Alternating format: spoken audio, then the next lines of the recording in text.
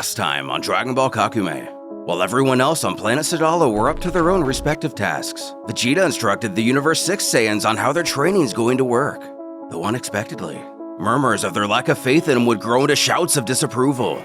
Not one to take criticism well, he decided to give them a taste of what he can do. This story is created by Reenko, poissonlabo, and Darkows and is part of an ongoing series. Support them and catch it fully using the links below. With nearly all of the Universe 6 Saiyans turning on Vegeta, he isn't about to back down and demands nothing less than their complete respect and obedience. If they can't offer him that much, they're free to come at him at this very instant. The Saiyan leaders don't seem to take this declaration well themselves, putting their focus on our hero. And with the entirety of the Saiyan army, between the pressure given the current situation and literal force emanating from his mentor, Kappa is frozen in place and doesn't know what to do. Vegeta growls that these cowards can leave if they want, but he himself won't even be able to look them in the eye afterwards. And when the day comes that the enemy comes knocking on their doors, killing all of their people, they better not come crying to him. Okay, then fight us!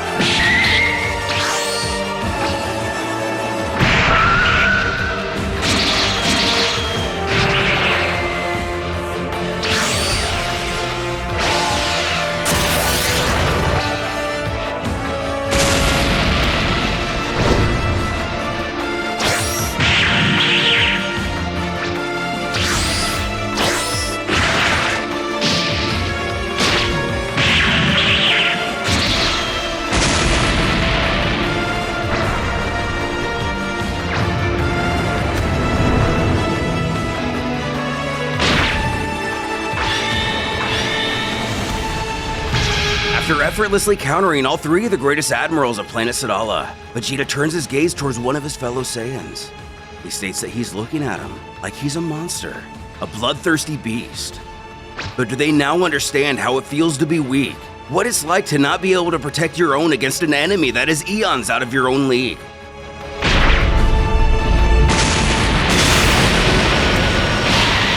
Exploding from the debris, Fennel emerges in the form of a Super Saiyan.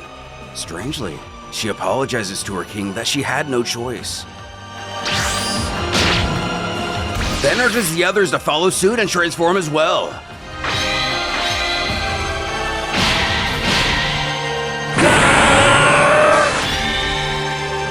Repugnant. The sheer presence of King Sadala instantly puts a halt in the battle. His royalty scoffs that it seems the only thing you can count on these days are robots. Each of his admirals are more disappointing than the last. Vegeta scoffs that all this unnecessary drama aside, it would be better for everyone if he allowed them to settle their accounts here in silence. Demanding his respect, the king relinquishes them to finish their so-called accounts. He does not care about such trivial matters, but none of them are permitted to use any of these demonic forms on his planet ever again. If they do, they will be banished for eternity. This leaves many questions to be answered. Why is Sadala so against the Super Saiyan forms? Is there a story to be had here, or is it simply a personal philosophy? Whatever it may be, Vegeta powers down and calls for Bulma to follow him.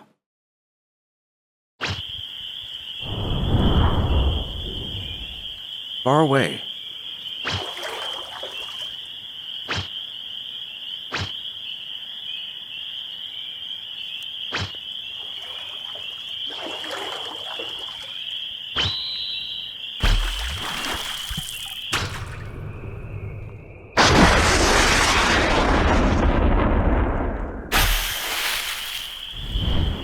his next target appears to be somewhat of an amphibious swamp dweller.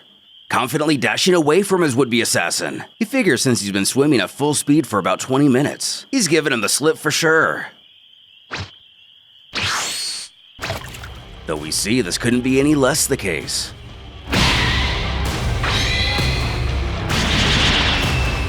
Now, the time lag!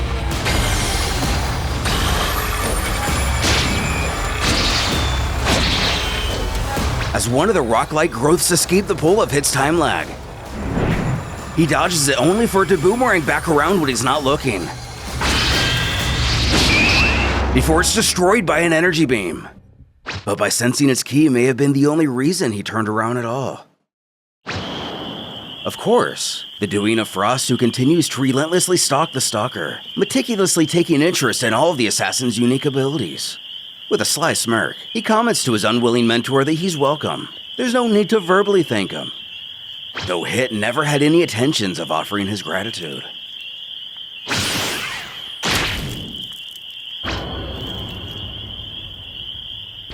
On Planet 2,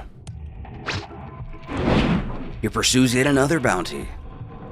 Interestingly enough, one who looks to be the same species as Frost and Frieza. Then we get a view of the planet itself, which appears to defy physics with its natural mysticism and beauty.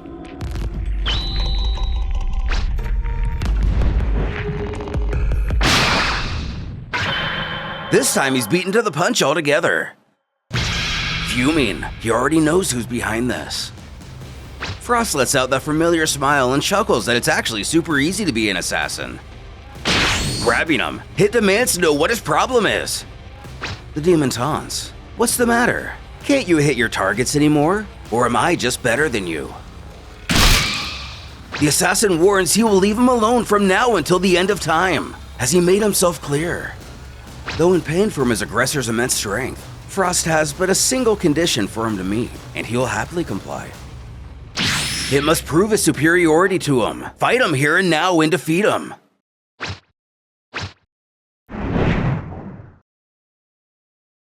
Meanwhile, at the Grand Priest Palace,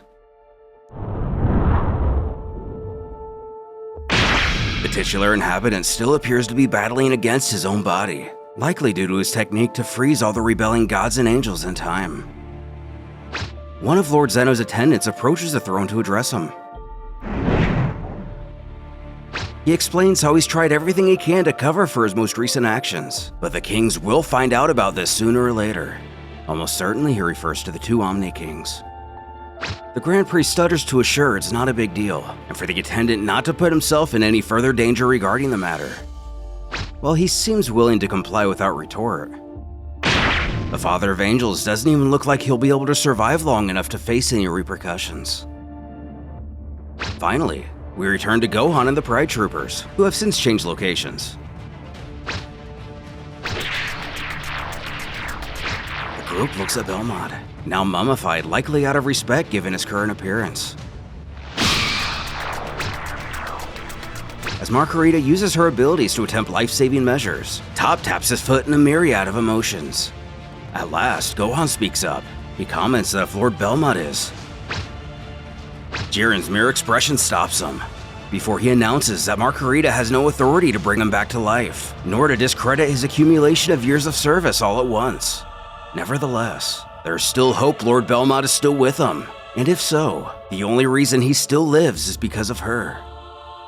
While the Saiyan understands the dire tone of the situation, time is a factor for many more life forms outside Belmont, so he decides now is as good of a time as ever to tell the group how much he shares their sense of justice, which is why he'd love to be allowed to join the Pride Troopers.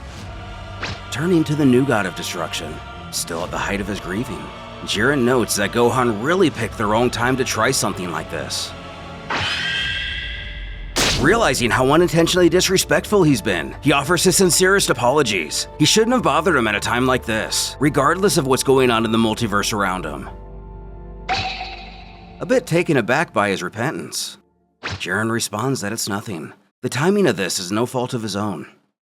Top adds that they're all a bit on edge at the moment because they had to rush the Divine Immortality passing ritual. They don't blame him personally. Jiren states that in any case, they can't integrate him into the Pride Troopers based simply on his request alone. But if he's willing to accept their terms, he will accompany them all on a mission so they can evaluate him from there.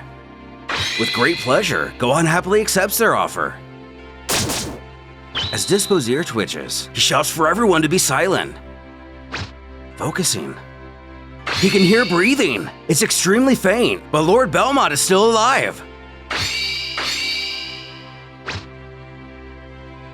On Earth, specifically Monster Island,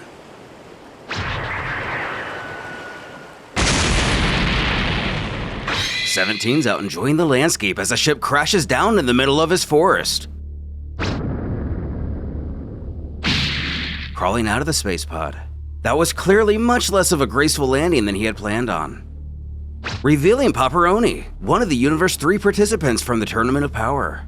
He curses that his robot here is gonna need a few more tweaks. But for now, he offers a symbolic cheers to Android 17, who's instantly on the scene to see what's going on, stating he's one of those guys from Universe 3. Pepperami, right? What's he doing on his island? But this is impossible! His tracer indicated that. Beep, you have arrived! Looks like his tracer has a minor latency issue, and when you can move at Dragon Ball speeds, only a second may as well be an eternity. Either way, he introduces himself properly. He's here because he has a proposition for him. Simply put, how about teaming up? He's already gone as far as to create an android based on the DNA of the Supreme Kai of his own universe, just to come to this one. Reading through the lines, 17 cuts directly to the chase. So to find him, he supposes he took his own DNA too, didn't he? The doctor assures it was merely a strand of hair, nothing too crazy. Though creepiness for the means of science aside, the cyborg scolds that he better not dare try such a thing ever again. Hopping down from the tree, the inter-universal traveler meekly agrees. Alas, 17 isn't interested in his proposal. Paparoni implores him to think about it. What about his family? How will he defend them? He assures he doesn't need the scientists to do that. He can defend them just fine by himself.